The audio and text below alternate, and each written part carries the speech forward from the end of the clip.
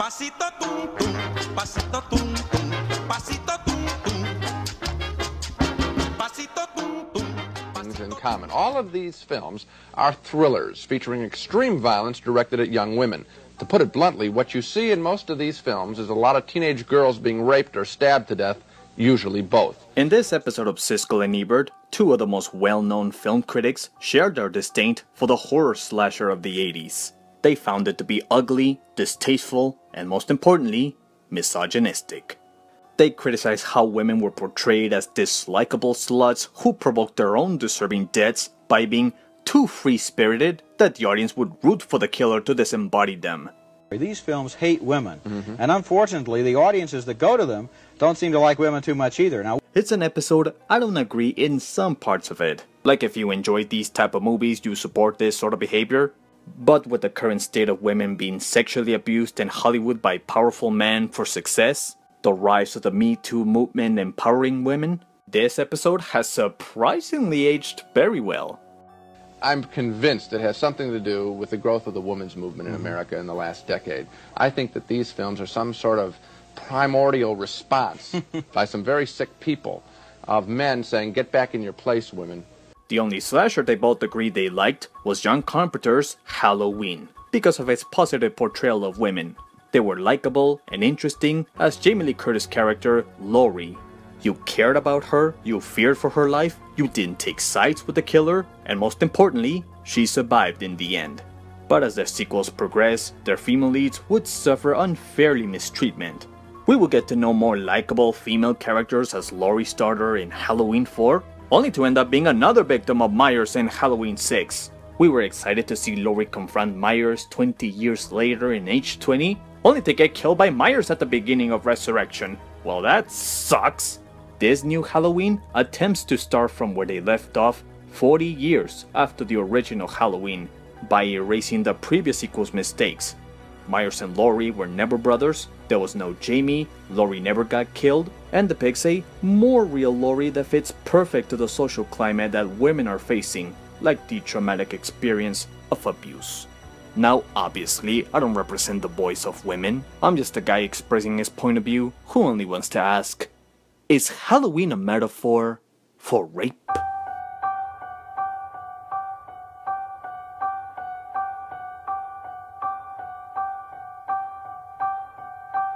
Here's a cinematic theory from the second wave of women in the 70s, the feminist film theory. It is a collection of criteria about how women have been poorly portrayed in movies. It's a broader term that includes other variation of terms. The point of this theory is to expose Hollywood's lack of interest to explore the psyche of a woman's struggles and desires. They've been stuck with stereotypical roles because for the longest part, they've always been written by elderly men who don't understand them, and reduce them instead into supermoms, housewives, or sex appeals. Halloween is often credited to have introduced the high, dumb teenage formula who is chased after by a killer with a knife, and oftentimes the killers were the stars of the movie. They had the most personality, most creative ways to kill, that people started to root for the monster. The slasher became one of the most fun branches in the horror genre that some interpreted as a desensitization from these violent kills, especially how women were exploited in these movies. So, looking back at how women have been portrayed in the media, these are three specific types I could find. The first type fits into the slasher movies, the deserving victim. These women were rebellious of the traditional conservative woman. They were experimental, free and independent, but they were written as dislikable, stupid, cowardly, horny and provocative that you almost felt they were the ones that provoked their own demise. They often fell in the same rule that if they did drugs or sex, then these ladies got what they deserved. It's the argument of who is to blame in this case of rape. If a provocative dressed up woman comes into a bar filled with horny drunken men, there is a chance she might get raped. As much as it can be argued that she provoked her rapist, the full blame goes to the rapist. The second type of woman is the damsel in distress. This type made women look weak and defenseless, but slashers didn't originate the damsel. For the longest time, they've always been the prey for the monster to chase after, making them more vulnerable and the monster more intimidating. But What about women in superheroes? For a while before they were kicking supervillain asses, they were the ones being rescued by the hero, who ended up being the price for the male. Even Disney for a while treated their women as needy and dependable of a man to rescue them. Now sure, we got once in a while a strong female lead that could take care of herself like Nancy, Sydney, Ripley, Sarah Connor, and adding into this list, Laurie. But they were still in the minority. And the last dark type of woman is the femme fatale. The seductress that uses her charms to deceive men on getting what she wants. So to recap, Type 1 teaches that if women are independent, they deserve to die. Type 2 teaches that women should not rely on their own strength, but get a man that makes them feel secure. And Type 3 teaches that if they're too beautiful, they're cunning and are not to be trusted. Leading up to Michael Myers' strange asphyxiation with women in Halloween.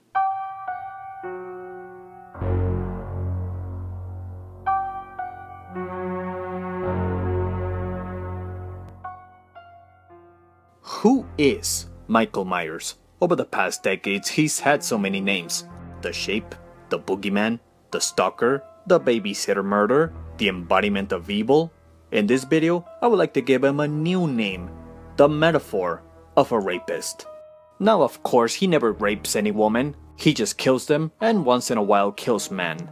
But looking at his body count, women have always been his main targeted victims. The mystery of Michael Myers is the uncertainty of why does he kill? Why does he prey on women? Most cases where the killer targets women is either because they're sexually frustrated with them and want to feel empowered. If they can't have them, they will at least kill them. As in the case of Ed Gein, the inspiration of Norman Bates in Psycho. But it is hard to believe that Myers, at age 6, would have been sexually frustrated with his older sister, his first kill.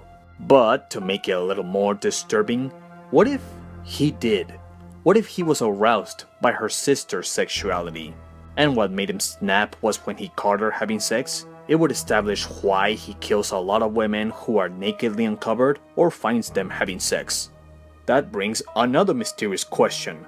Why Laurie? She was never in this type of behavior. She was nice, innocent, naive, and very school-oriented. So why would the killer pick her? Then again, rapists don't have a rule as to who to pick or who not to pick. Whether they're schoolgirls or sexual girls, it's the randomness that triggers that anyone can be a target. The monster can look like and fade in with the crowd and not be spotted as a monster. Much like in the new movie where Myers is free and goes from house to house killing women who are minding their own business. So, how much do the original and the new version have in common? The cinematography in the new movie plays back once in a while to the original. They have the same font opening. Michael Myers escapes from the institution. The 2018 version has a new Loomis, but I always consider Laurie as the new Loomis. They're the elderly folks who have a Michael Myers past and go out to hunt him. There's a teenage girl who almost becomes a victim of Michael Myers, but at the end, it all goes down between Laurie versus Michael Myers.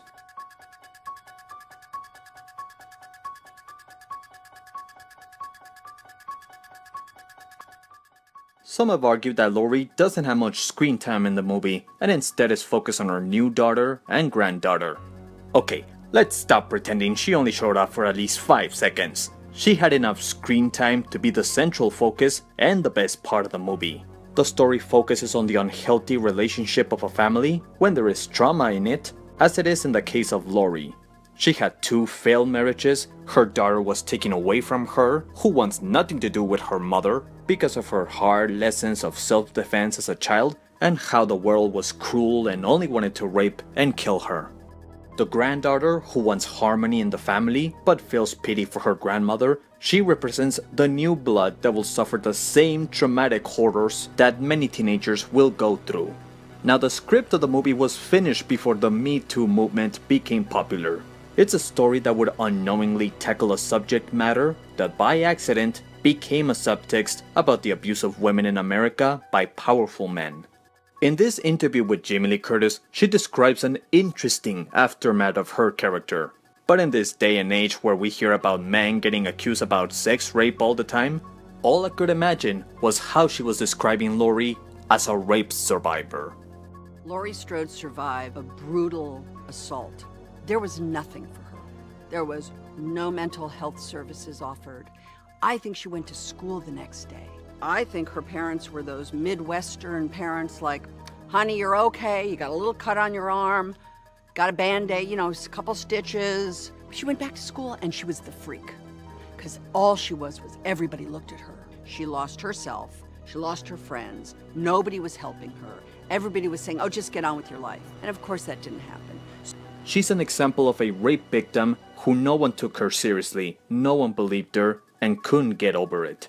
It hurt her right in the core that it took away her innocence. And just to make it a little more coincidental, the movie came out a few weeks later after the trial of Judge Kavanaugh was still fresh in our minds, where he was accused by Christine Ford that he tried to rape her during her teenage years. If I can make a little brief comparison, you have Ford, a 17-year-old just like Laurie, who survived a traumatic experience from her predator, who didn't finish the job but got away with it. Michael Myers can represent the powerful man that abuses women and is unstoppable. He can get shot multiple times and still get up to find more victims. Now some might ask, why now? Why wait for so long to do something about it? Well, women have always tried to say that there is rape in Hollywood since the 20s and 50s, though it doesn't mean it's a perfect movement. Aside that there can be false accusations, how is it that a few are labeled as monsters and the others get a pass and are not? However, those that have been true, for decades they've been trying to bring it into the light. But because women have always been portrayed as too emotional or too fragile from a simple touch in the shoulder or a little flirt from a man, they were never taken seriously. If women attempted to fight back their rapist, especially if it was a man of power and money, there was a chance her testimony would be ridiculed, contradicted by men, leaving her with shame. Just like in the movie, Laurie would get ridiculed for her obsessive preparation of a fight that maybe might never happen. And if it did, what chance would she have to beat a powerful man?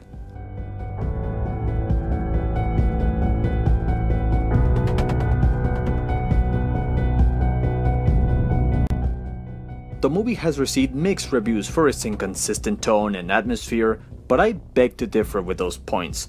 I can agree that New Loomis was the worst part for the twist in the end, but for the atmosphere, it was fine. Every time there were people outside walking with the fallen leaves and decorations, I felt like I was watching a Halloween movie. The tone can be inconsistent with the horror and comedy during a kill, but even the original had comedy during a kill. All right, Annie. First I get your famous chewing, now I get your famous squealing. To give it credit, this is the Halloween that made me appreciate the original. It made Michael Myers interesting when I never found him interesting or scary. And I was never expecting this to be the scariest movie of all time, and I don't blame them. Slasher films are not scary. All you can offer is good tension, good characters, and a good resolution. There might be talks about a sequel, but I say leave it the way it is. The Halloween series has had a history of coming up with good concepts only to screw them up. This is as good as it's gonna get, and it should be left to our interpretation. I may not consider this the best Halloween ever, but it is definitely, in my opinion, the best of the sequels. Since the horror genre is a social commentary on our current climate, it might be recognized as one of the horror films to interpret the rise of women's movements in Hollywood on this day and age, in the night of Halloween.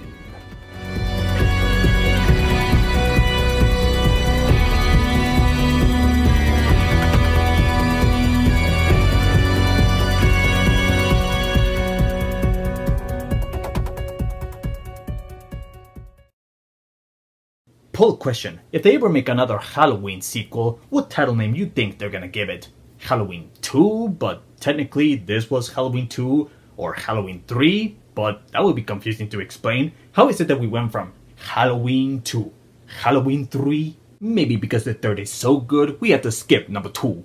Or let's just make it more pretentious and call it The Halloween, or make it more plural, The Halloweens. Or let's just go out loud with it and give it every title name we've ever come up with. Halloween, the resurrection of the return of the curse of Michael Myers' revenge. 20 years later! So what do you think of these Halloween movies and this new one? Did you like them? Did you not like them? Leave your comments on the section down below to see what you thought about them. And if you like this video, leave a like and subscribe for more content. Well guys, tune in next time because when I get back, I'll be comparing all 4 of the Star is Born movies. So for now, that's it for today. Ciao! Pasito tum tum, pasito tum tum.